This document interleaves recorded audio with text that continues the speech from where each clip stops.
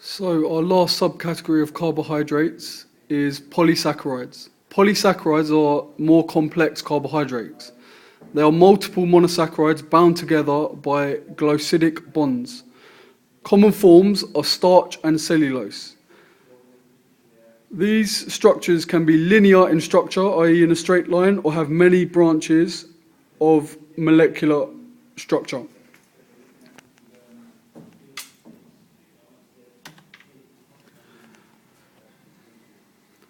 Carbohydrate functions, firstly starting with monosaccharides and disaccharides. Carbohydrates' primary function is to be fuel for the cells in the body, which breaks down the monosaccharides by using oxygen to displace, then carbon dioxide and water are released, and energy is formed as a byproduct of this process. Essentially, monosaccharides and disaccharides are used as a source of energy for the body. Disaccharides are broken back down to monosaccharides, usually glucose, and this creates energy in the cell which is released into the body for normal bodily functions and exercise purposes. Polysaccharide functions. Polysaccharides have slightly different function to mono and disaccharides. They're used for energy storage or structural support.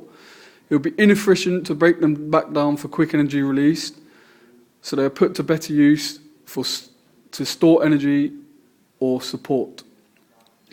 To summarize, the primary aim of carbohydrate is to provide energy for all bodily functions. Food sources for carbohydrates include pasta, bread, banana, rice, and berries.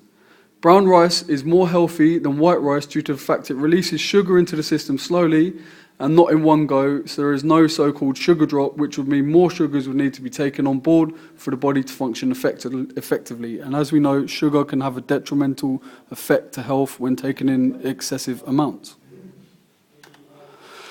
Carbohydrate roles continued. Providing a fuel source for the central nervous system is also one role of carbohydrates.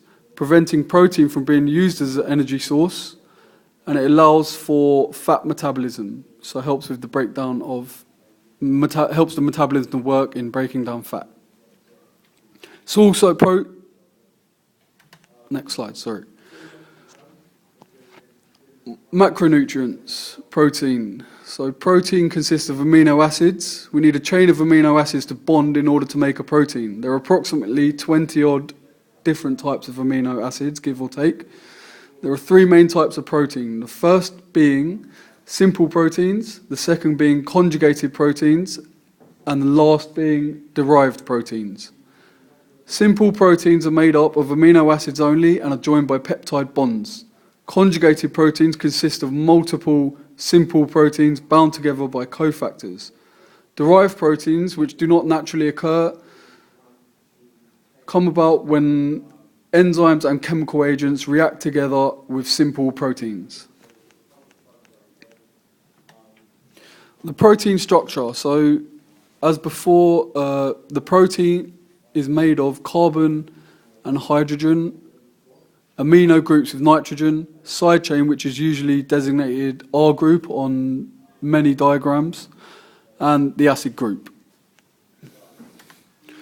Protein functions and sources.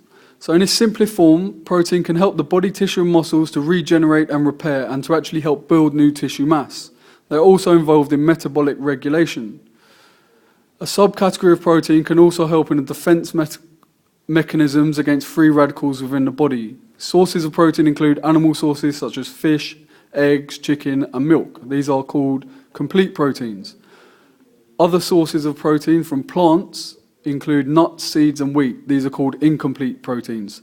Fish and chicken are good sources of protein due to their low fat content, especially the fat from fish, which has omega-3 oils, which is actually highly beneficial to our bodily functions, as with anything, in moderation, of course.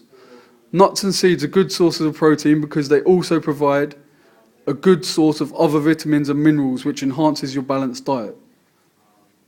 Also, the fat in nuts and seeds is easier to break down within the body than some other types of fat. So lipids and fats, their structure. So the three elements are carbon, oxygen, and hydrogen. Long carbon chains, which are bound by hydrogen atoms, and then They have a carboxyl group at one end and a methyl group at the other. Carboxyl has one carbon atom, one hydrogen atom, and two oxygen atoms.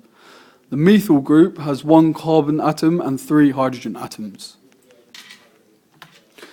So fats and their subcategories. There are three main subcategories of fats, i.e. lipids. They are saturated fats, monounsaturated fats, and polyunsaturated fats. Saturated fat is essentially full of carbon atoms that are saturated with hydrogen atoms. Monounsaturated fats have more than one double bond, thus there is at least one carbon atom that has space for more hydrogen molecules. Polyunsaturated fats have more than one unsaturated carbon atom due to many double bond structures being present. So functions of fats and also their sources. The three main functions of fats are using them for energy, help to form structural material for cells, i.e. the cell membrane, and can help to carry vital vitamins and aid with absorption of these vitamins. They're also used to maintain appropriate body temperature and to protect major organs from damage.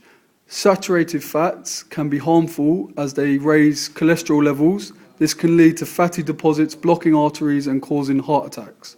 Monounsaturated fats can lower LDL cholesterol levels, as can polyunsaturated fats, according to much research done in the last few years. Polyunsaturated sources include plant sources such as sunflower, soybean, and corn. Monounsaturated sources include plant and animal sources such as avocados, peanut oil. Saturated fat sources include meat and dairy products such as coconut, cheese, palm oil, butter, processed meat, i.e. salami, pepperoni, ham, these type of freely available products. Micronutrients, vitamins. So micronutrients, especially vitamins that we're talking about now, are said to need to be intaken in smaller amounts. There are two categories, which are water-soluble and fat-soluble.